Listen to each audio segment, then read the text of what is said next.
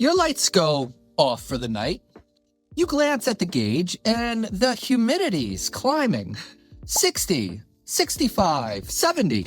Most growers see that number jump and reach straight for a dehumidifier. Here's the part nobody tells you. Your air didn't get any wetter. Your room just got colder. What's going on, everybody? Joe here at Green Zone. Tonight we're talking about the one number in your tent that makes more people panic and waste more money than just about anything else. Humidity. Here's why I wanted to do this one. I can't tell you how many people come into the shop ready to drop real money on a bigger dehumidifier because their humidity spikes every night. And 9 times out of 10, nothing's wrong. They're reacting to a number doing exactly what it's supposed to do. Humidity's the most misunderstood reading in the whole grow because it doesn't move the way people think it does. And that one misunderstanding turns a normal nightly swing into a full-blown crisis. This one's for the home grower, tent, closet, spare room, who watches that hygrometer jump the second the lights cut off and feels their stomach drop. Maybe you're already tuning settings every night, feeling like it's getting worse, about to buy your way out of it.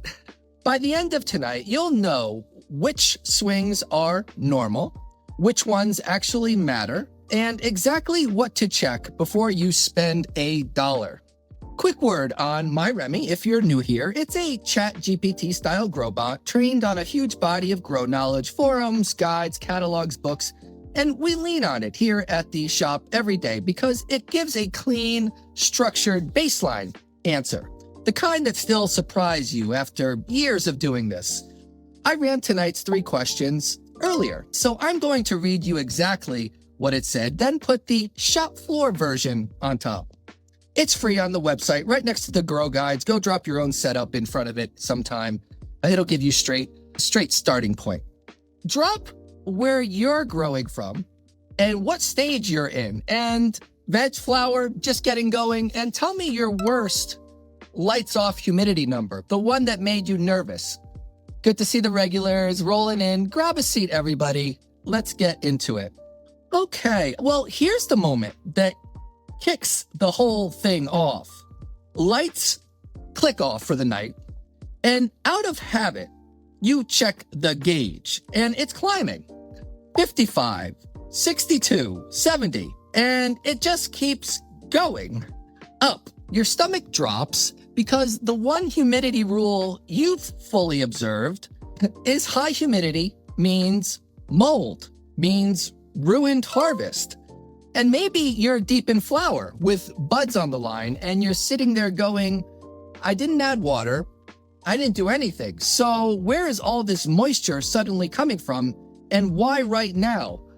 The second lights went out. Here's what I want landing before I read you what MyRemy said. That number didn't jump because your tent got wetter.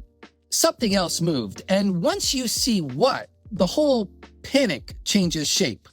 Here's the question I put to MyRemy. The second my lights go off, my humidity spikes way up, and I start panicking about mold. Is that swing actually dangerous, or is it normal? Here's what it said. That lights off jump is usually normal. By itself, it doesn't mean your tent filled up with water or that bud rot is coming. What actually happened is the temperature dropped.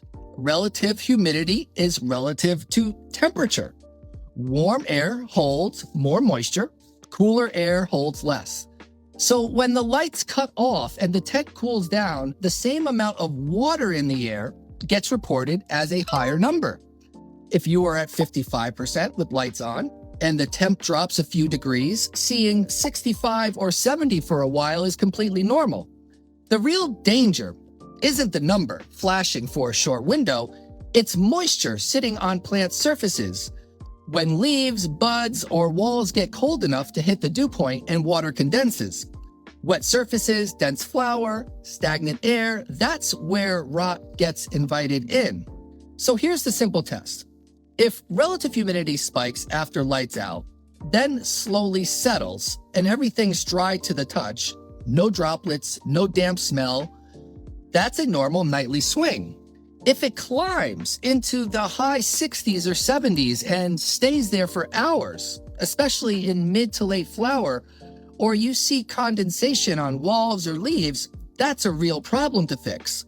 Rough targets, seedlings and clones around 65 to 75%, veg around 55 to 70, early flower around 50 to 60, and mid to late flower closer to 40 to 55. The common wrong reaction is panicking and blasting the tent bone dry, like dropping it to 30% overnight. Don't chase every short spike. Watch the duration, watch for condensation. A brief lights out rise is just normal plant weather. So here's what I want you to do with that. Because the panic is the real problem here, not the number. Your meter's doing its job. It just can't tell the difference between wetter and colder. So it hands you one bigger number and lets you fill in the scary story. And the story everybody fills in is mold, because that's the only humidity lesson most of us ever got. So flip it. A number that climbs the second the lights drop and eases back when they came on isn't an emergency. That's just the day-night cycle doing exactly what it's built to do.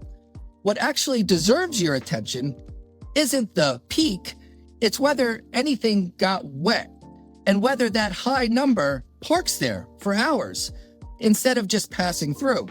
So before you touch a single setting tonight, watch one thing. Does it spike and settle, or does it spike and sit? That one question is the whole difference between normal and a problem. Go look at your setup. When your humidity's at its highest, what's your temperature doing at the same time? Drop both numbers in the chat. I'll bet most of you see the humidity go up exactly as the temp goes down. That's not a coincidence. That's the whole lesson. Okay, so the numbers spiking. You can't just sit there. Here's what almost everybody does next. And I'll raise my hand first. You decide you need to take control of it. So you crank exhaust, you tighten the controller.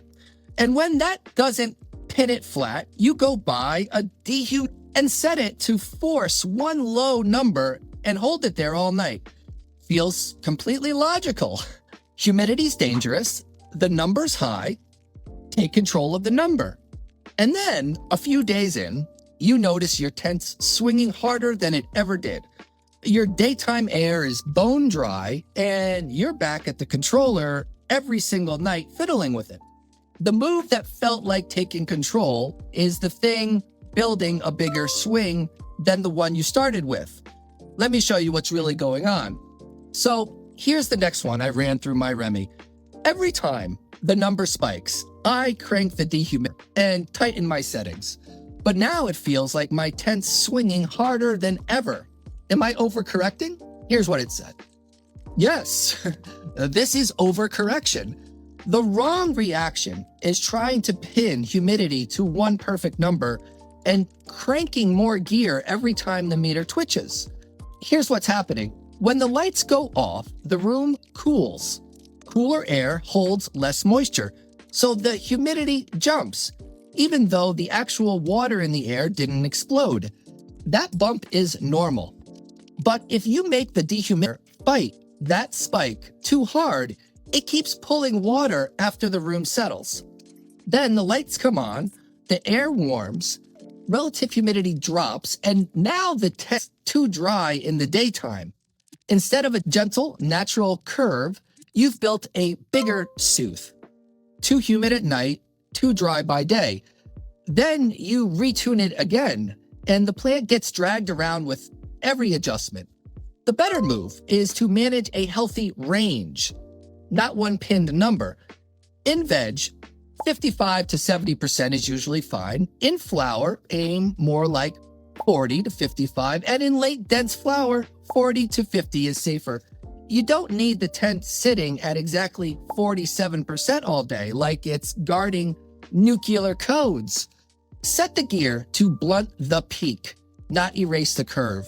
Let nighttime RH rise a little. Don't let it hang too high too long.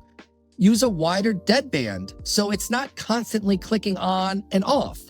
Instead of holding 50 exactly, let it kick on around 58 and shut off around 52. Then leave it alone for a full day or two so you can see the real pattern before you change anything. Make sure the spike was even real before you panic. Cheap meters can be off and placement matters. A sensor against a wet pot buried in the canopy or right by the dehumidifier exhaust will lie to you. Put it around canopy height, shaded, with gentle air around it. So yes, stop chasing the single magic number. Pick a sane range, soften the highs, don't overdrive the lows, and quit retuning every night. Plants like consistency more than perfection. Here's why this one is so easy to fall into.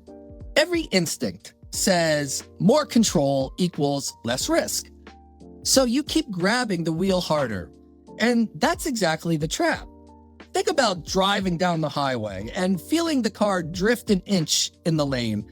The calm driver makes one small input and rides it out. The nervous one yanks the wheel, overshoots, and now they're swerving all over the road. And the swerving is something they're doing, not the car. That's your dehumidifier, fighting the night spike, and then overdrying the whole day. You didn't fix the swing, you built a bigger one. And your plant's the one getting whipped back and forth. And here's the kicker. Half the time, the number you panicked at was wrong anyway, off a cheap gauge in a bad spot. So you stacked a real problem, an environment seesawing all day, on top of a fake one. The fix isn't a tighter grip. It's setting a range you'll actually leave alone and letting the room breathe inside it. So let's put it all together, because once you've got this order, you stop guessing for good. When that number jumps, the real skill isn't reacting faster. It's knowing how to tell a normal swing from an actual problem before you touch anything. And it's a short checklist, stuff you can mostly do for free before you ever think about new gear. Get this order right, and you'll save yourself the money and the panic both. Here's the last one I asked MyRemy. When my humidity reading jumps, how do I tell a normal swing from a real problem? And what should I actually check before I go buy more gear? Here's what it said.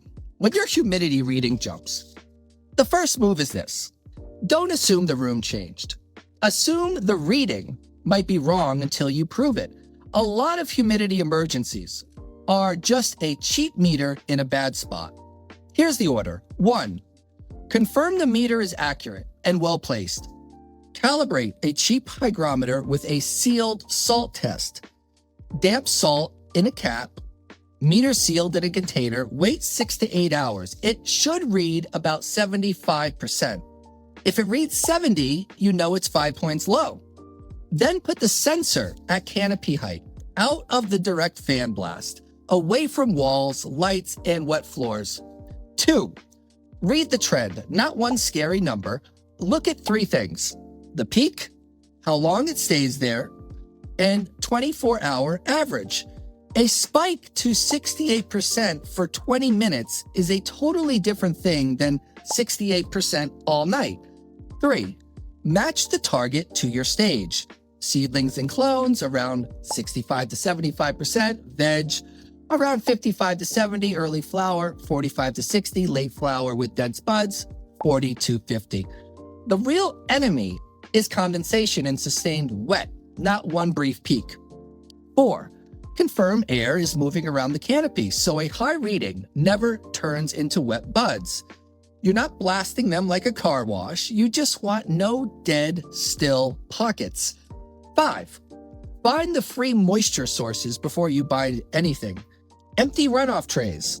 Don't let pots sit in water. Check if the soil is staying soaked too long And water earlier in the day instead of right before lights off. 6. Change only one thing, then watch a full day night cycle. Don't move the sensor, change watering, and add gear all at once, or you'll never know what worked.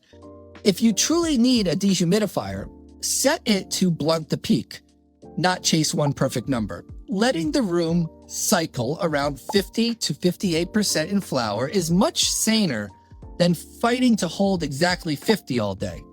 Bottom line, verify the reading, watch the pattern, keep the buds from staying wet, fix the free stuff first, then add gear only if the trend says you actually need it. All right, if you take one thing home tonight, take the order, because the order is what stops you from spending money to create problems. The first step is the one nobody wants to hear. Don't trust the number until you've checked the thing reporting it. Okay, a cheap gauge can be off by a mile out of the box, and a sensor stuck on a wet wall or sitting in dead air is just making numbers up. It's like sprinting to the medicine cabinet because a $5 thermometer flashed a high temp. Before you medicate anybody, you make sure the thing even works. You take it again the right way, and you watch it for a minute. Same move here. Then you read the trend, not one scary reading. And that part we got into a few weeks back on the Data Overload show. More readings was never what saved anybody. Having an order to read them in was. Everything after that is just discipline.